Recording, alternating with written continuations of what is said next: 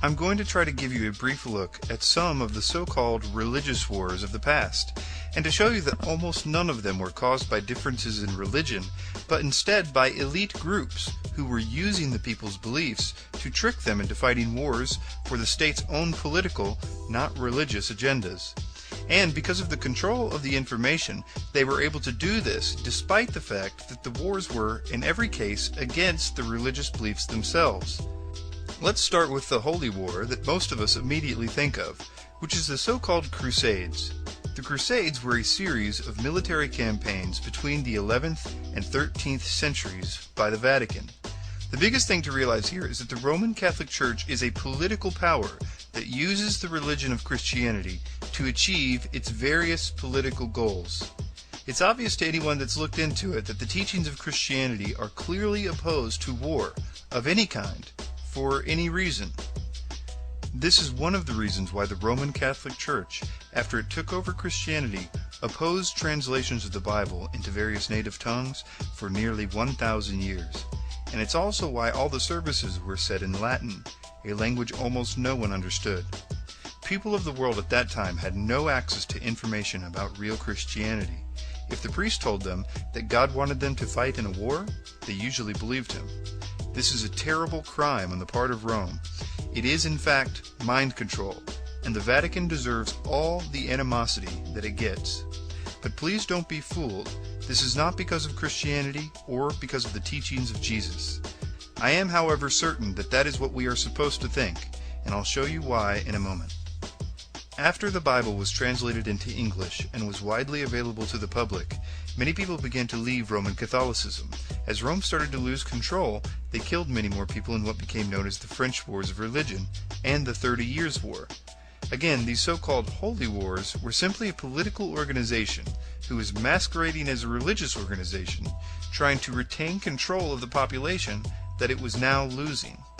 The most ironic thing is that it was the real religion of Christianity that actually ended the Crusades. Once people found out what the Bible actually said, they realized how wrong war was and that they had been deceived. Another so-called religious war is the Japanese Shinto Wars. The same basic method was used in the Shinto Wars. Prominent Zen leaders perverted the Buddhist teachings to encourage blind obedience, mindless killing, and total devotion to the emperor. It was another case of the state using propaganda to get people to fight wars and to devote themselves to the state. They were simply deceived by those that had the ability to propagate ideas, the mass media, if you will. Let's move on to Islam. With Islam, you have a number of dynamics at work.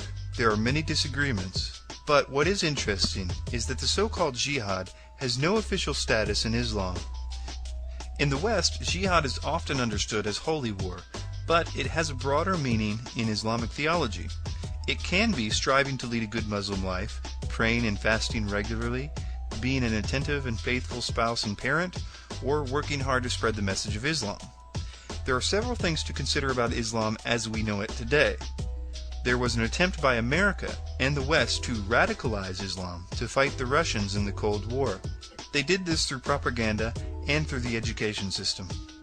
Arab state-sponsored education systems are often funded by Saudi Arabia and/or international organizations like the United Nations, which even today continue to teach this new radicalized version of Islam. This is a good example of this system that we've been talking about in action today. For instance, Hamas TV introduced children to a new character. Nahul, the honeybee, is used to indoctrinate innocent Palestinian youth to hate and to become suicide bombers. He was beaten to death by an actor portraying an Israeli soldier. This is not the agenda of the religion per se, but more the agenda of the people who own the TV stations and the textbooks. As I said, the United Nations itself is not only complicit, but active in teaching innocent Palestinian children to hate others and to martyr themselves.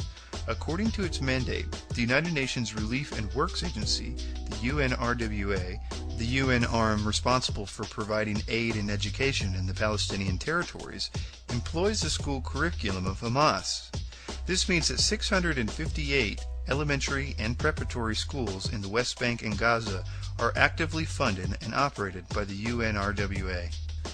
It's another case of elite groups using propaganda to pervert religions for a political agenda. As I've tried to point out before, in other places, the New World Order must abolish the Judeo-Christian religions in order to bring in the new religious system. They will cause a tremendous war. They're going to blame it on the Jews and the Christians and the Muslims. There might be a man that seems to rule over the war or the chaos and death. The most important part of that war will not be the war itself, but how the war ends. They will most likely bring in a person or persons who seems to defeat that system and that leader, defeat all the evil that we will have been enduring that whole time. This will include the system that we now call the New World Order. It most likely will also include some sort of false alien presence or another strange occurrence that could justify a new world religion, possibly even around 2012. This new person or persons will set up what looks like it will be a new utopia, in which all will be united in their new peace, as well as their newfound hatred for the religions of the past because of the scars that they will have believed those religions caused them through propaganda. This is the New World Order. They have been preparing us for this for a while. They have provided for us many of what Sigmund Freud's nephew Edward Bernays called rubber stamps. These are concepts that the state or the media provides in various ways to achieve knee-jerk reactions, usually one-line responses to certain issues. One such rubber stamp we have been provided to facilitate this ultimate goal is the phrase, "Look at all the wars that religion has caused."